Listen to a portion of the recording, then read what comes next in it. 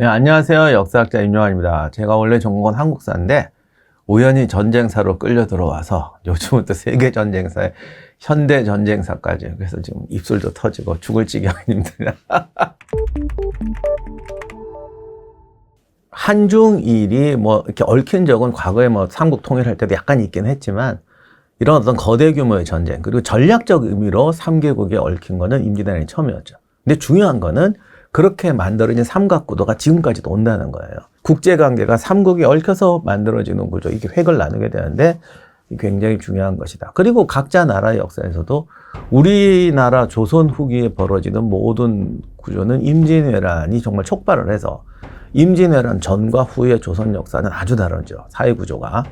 중국도 100%는 아니지만 명나라가 망하고 그 만주족이 또 중국을 점령한다는 거에서는 굉장히 중요한 역할을 했고요. 그러니까 중싸움 입장에서도 감정까지 포함해서 한족의 입장에서는 이가 갈리는 전쟁이었죠. 일본도 이 임진왜란 때문에 도요토미 히데요시 세력이 약해지고 도쿠가와 이에야스가 이제 우리가 아는 그 에도 막부의 주인이 되는데, 도쿠가와 막부의 쇄국 정책이 일본을 힘들게 했다. 일본 사람들은 도요토미 히데요시는 좀 더 개방적이었다. 차라리 도요토미 히데요시가 임진왜란 안 하고 메이지 유신이 훨씬 빨리 왔을 거다. 요거는 그냥 약간 그 감정적인 상상이지만 아무튼 그렇게 생각할 만큼 강력한 쇄국 정책을 실시했던 도쿠가와 막부가 성립하는데 결정적인 계기가 되었다. 삼국이 얽히는 구조에서도 역사를 바꿨고 각 나라에서도 굉장히 중요한 역사적 획기가 되었습니다. 하객진을 예전에 그렇게들 말했어요. 뭐 해전에서 진법을 처음 썼다. 얼마나 훌륭하시냐. 그런데 이건 진짜 좀 심한 말인 게, 모든 전쟁은 팀플레이예요. 그러니까 사람이 그냥 가서 싸우는 거는 그 전쟁이지만 전술이라고 안 해요. 그리고 솔직히 개미하고 개들도 그렇게 안 싸워요.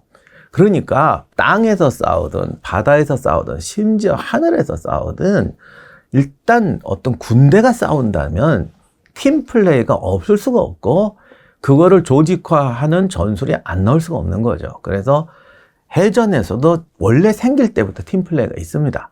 그런데 그럼 하객진이라는 것 자체가 굉장히 신묘한 전법 아니냐? 중국 병서에도 그 점에서 나와요. 그리고 하객진이라는 것은 육지든 바다든 우리가 기본적으로 종대형, 횡대형, 그리고 이제 여기 변형 대형이 나오죠. 뭐 좌우로 벌리는 형, 뭐 이렇게 뭘 돌출하는 첨정, 이런 스타일이기 때문에 하객진이라는 것이 반드시 이수인 장군이 처음 만든 거다, 이렇게 볼 필요는 없어요.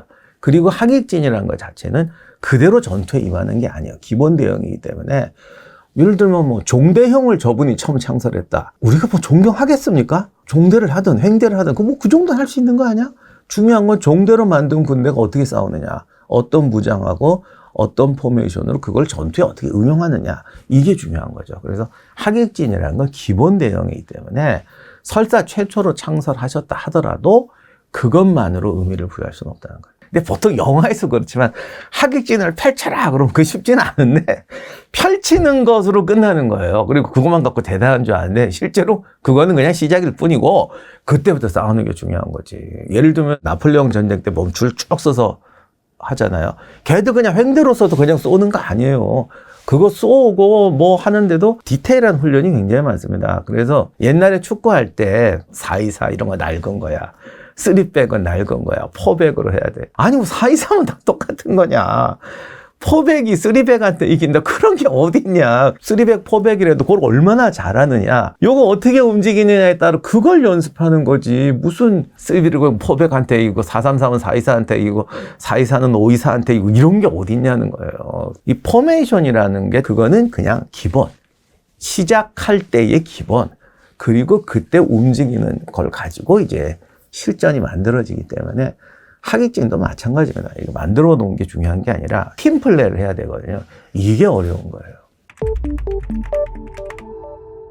근데 16세기에 이제 우리나라 군역 제도가 이제 불합리하게 운영되면서 위장 노비들이 많이 생겨. 노비는 군대를 안 가니까 투탁이라고 그래서 이제 노비로 몰래 계약을 하는 거죠. 아닌데 또 피역하는데 가장 좋은 방법이 승려로 되는 거예요. 그것도 위장 승려도 되게 많습니다. 이렇게 되니까 세금을 내고 군역을 짓는 사람이 줄어들잖아요.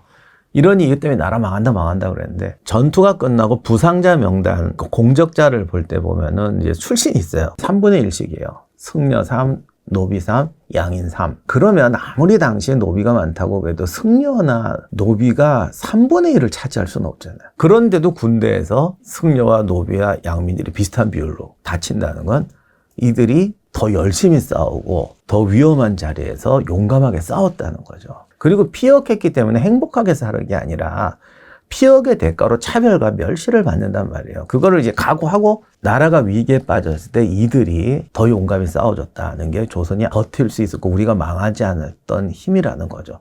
다른 나라는 멸시받고 천대받던 사람이 적에 붙는 경우도 상당히 많죠. 임진왜란 때도 적에 붙었던 사람 꽤 있긴 하지만 대체로 강제적으로 했던 경우들이 훨씬 많았던 것 같아요. 그런데 일본군 안에 조선인 군단이 편성돼가지고 뭐 조선군을 쳤다 이런 얘기는 절대 없잖아요.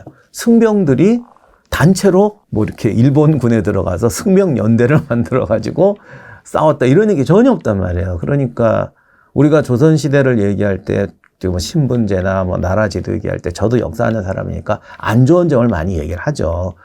그런데 그럼에도 불구하고 가장 낮은 곳에 있던 사람이 용감하게 싸웠다는 것은 이분들에게도 감사할 일이고, 어떻게 보면 조선이란 나라가 안 좋은 점만 보면은 그런데 그래도 어떤 한 민족으로서 외적과 싸워야 될 수 있다는 어떤 정신과 문화는 갖추고 있었다는 것이 조선이 살아날 수 있었던 힘이었다라고 봅니다. 일본은 조선을 점령해서 영지화하고 만주 중국으로 간다는 계획이었는데 조선 합병하지 못했으니까 성공하지 못한 것이죠. 그리고 사실 도요토미 히데요시 정권도 끝났고 본인은 조선까지 합병해가지고 제국을 만들고 그것이 자신의 집안 정권도 대대손을 유지할 수 있는 기반이 될 거라고 생각했는데 그것도 실패했으니까. 그리고 뭐 그걸 통해서 한국하고 일본이 교육을 하게 된 게 아니라 더 원수가 되고 그랬으니 일본 입장에서도 또 이익본 게 하나도 없는 거죠. 그러니까 일본 입장에서도 임진왜란은 하나도 도움이 안 된 전쟁. 도쿠가와 이에야스 집안 빼고 도쿠가와 빼놓고는 하나도 도움이 안 된 전쟁이었다고 할 수 있습니다.